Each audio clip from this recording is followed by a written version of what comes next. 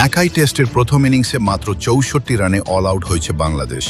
তবুও ম্যাচে টিকে রয়েছে টাইগাররা। দাপুটে বোলিংয়ে ৬ শিকার করেছেন পেসার শরীফুল ইসলাম। এতেই ৮ উইকেট হারিয়ে ১৬৫ রান সংগ্রহ করে প্রথম দিনের খেলা শেষ করেছে অস্ট্রেলিয়া, লিড ১০১ রানের।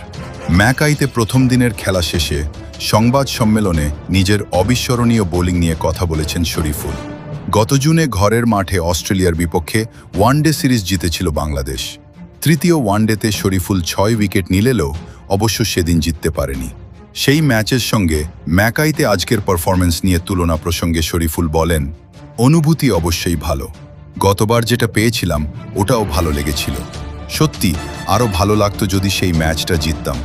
আমি এখন চিন্তা করছি না যে ৫ উইকেট পেয়েছি বলে খুব খুশি। যদি ম্যাচ জিতি তবে অনেক খুশি হব। তিনি আরও বলেন, অস্ট্রেলিয়ান কন্ডিশনে সব সময় ফাস্ট বোলাররা ভালো করে। স্টার্ক অনেক দিন ধরে খেলছেন এবং ভালো করছিলেন। আমি দেখছিলাম কোন লেংথে বল করলে বোলারদের জন্য সুবিধা পাওয়া যায়।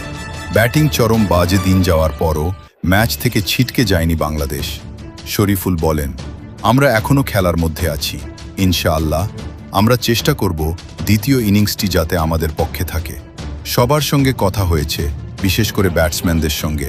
মোহাম্মদ মুরাদ, ক্রিক টাইম 24।